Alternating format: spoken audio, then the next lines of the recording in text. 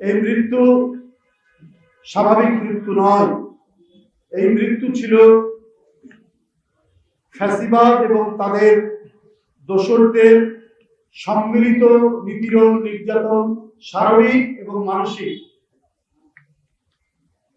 দুটারই প্রবল আঘাতে মৃত্যুবরণ করেছেন আরাফাত রহমান কোকো। আপনাদের নিশ্চয়ই স্মরণে আছে 2015 সালে এই জানুয়ারি মাসে গণতন্ত্র পুনরুদ্ধারের জন্য যে আন্দোলন শুরু হয়েছিল, সেই আন্দোলনকে ধ্বংস করার জন্য, সেই আন্দোলনকে মাটির সাথে মিশিয়ে দেওয়ার জন্য শেখ হাসিনা সকল ধরনের প্রস্তুতি গ্রহণ করেছিলেন। তার মধ্যে গুলশান কার্যালয়, চেয়ারপারসনের কার্যালয়, সেই কার্যালয়ের মধ্যে চারিদিকে বালির ট্রাক, কাঠের ট্রাক দিয়ে অবরুদ্ধ করে রাখা হয়েছিল দেশনেত্রী বেগম খালেদা জিয়া। শুধু তাই নয়, তিনি তার রুম থেকে বাইরে বেরিয়ে এসে, অর্থাৎ ওই কার্যালয়ে তার ভিতরেই তার রুম থেকে বেরিয়ে এসে সাংবাদিকদের সাথে কথা বলার সময় ভয়ঙ্কর গোলমরিচের গুঁড়া নিক্ষেপ করা হয়েছে। তাকে টিয়ার গ্যাসের ধোঁয়ার মধ্যে দম বন্ধ করা এক পরিস্থিতি তৈরি করেছিল শেখ হাসিনার আইন শৃঙ্খলা বাহিনী। এই যে নিপীড়নের এক বৈশাচিক রূপ শুধু মালয়েশিয়া থেকে মরহুম আরাফাত রহমান কোকো পর্যবেক্ষণ করে সে নিজেকে সামাল দিতে পারে।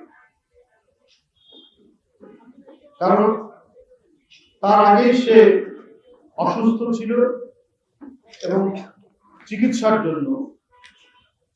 তার হচ্ছিল মালয়েশিয়াতে, হৃদরোগের চিকিৎসা। সে আর নিজেকে সামাল দিতে পারে না। এই কষ্টে, দুঃখে, বেদনায় জর্জরিত হয়ে কষ্ট সামাল দিতে না পেরে নিজের মায়ের উপর অত্যাচারে বিভৎস রূপ দেখে সে সেখানে মৃত্যুবরণ করে এবং সে আমাদের সবাইকে ছেড়ে চলে যায়। তার লাশ যখন ফিরে আসে, আমরা তখন পলাতক, তখন পুলিশের পুলিশের মধ্যে যেখানে যেখানে আমাদের সুযোগ থাকতো টেলিভিশনে দেখতাম মৃত সন্তানের লাশ কোলের মধ্যে নিয়ে বসে আছেন বেগম খালেদা।